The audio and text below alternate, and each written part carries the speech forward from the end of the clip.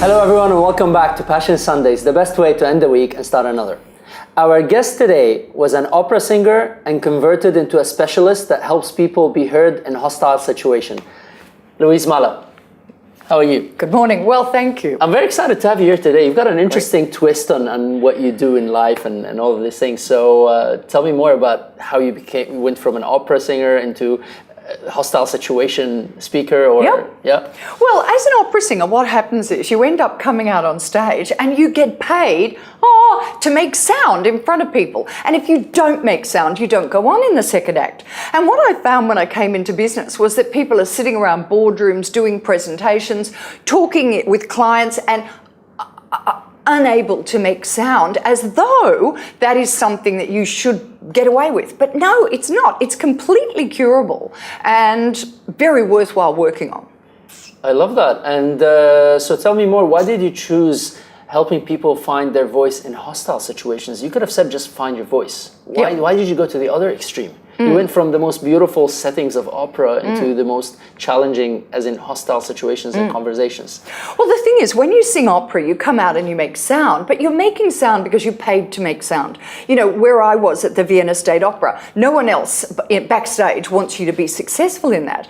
You know, they all want to go in and take your role. And people are going, you better be brilliant, you better be beautiful, you better be all these things. So there's this tremendous pressure. So the expertise is to make sound, not just make sound, but make it under pressure, and to understand what causes us to de-voice when the pressure raises. And that's my specialty. And I see executives, you know, in situations where they don't understand the psychology that they're under, they don't understand the physical impact, and they don't understand the psychological impact of not being able to get that sound out. Wow, I love it. And all of this sounds so beautiful now that you succeeded at it, but I'm sure the journey was tough, especially when you're describing all this hostile environment. Where do you find passion in those times? Oh, how fascinating. You know, the journey. What I do is a passion. It's not a career, it's a calling. Who would do this if you didn't wake up every day going, I am passionate? You know, if I didn't get paid for this, I would pull people off the street and I would work for them. I am just passionate about people being devoiced, about people not being able to give themselves, and especially people in people in leadership positions, you know, who have to lead others. And I hear them doing things like vocal fry.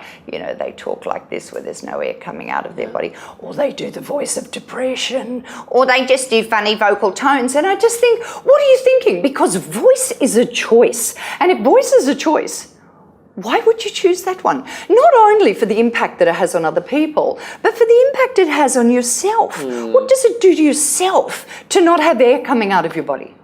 I see, and I love that. The question though is, how would you handle situations where, let's say, I face that sometimes, I'm going and I'm a little bit over passionate for the surroundings that I'm in. So let's say I'm going into a banking environment. Being so loud and so vocal and so expressive might actually cause a counter effect.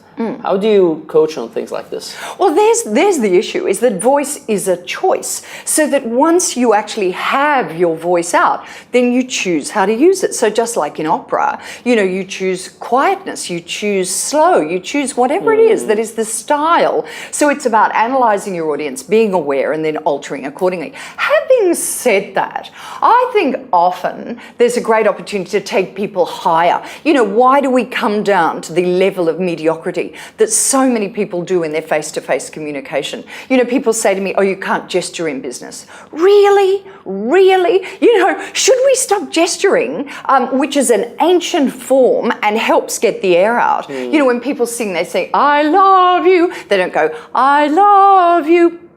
You know, it's ridiculous. We have to open our mouth, open our gesture. So we have to lead people to some extent without frightening them to death. I like that. Actually, one of the questions that I ask on my passion discovery process is, which topics make you expressive? Because that means there's an overflow of energy and your body needs to move. So you can't just hold it here. You need to be explosive with your body language. I mean, for me, it's passion. When I'm talking about passion, that's the biggest thing that I've got.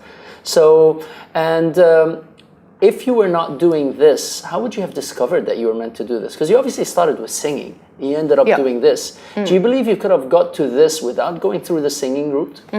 I have no question that if I hadn't gone to the singing route, I'd be doing exactly what I'm doing today. Okay. It's somehow it seems to be a calling, and I would have done other things that would have led me to the same place because I'm driven by it. Okay. And you know, the word inspire is from the verb spirare, to breathe, and to inspire is to breathe air. Inspire. It's not I take it in myself. No, you give it to other people. You inspire them by getting air out of your body. So I'm all for people getting their diaphragm released, their mouth open, their arms open, their bodies moving, and to work against people standing statically with no energy. Drives me nuts. I love that. Amazing. Louise, thank you very much for this inspiration and breath of fresh air of passion. Stay passionate. Passion! What do you think? I would really love to hear your opinion. If you found this episode as operatic and as inspiring as I did, do share your comments on the blog below and share it with your friends. And if you'd like more tools, tips, techniques, and exclusive interviews that I only share on my website, go to Moustafa.com. And until next episode, live passionately.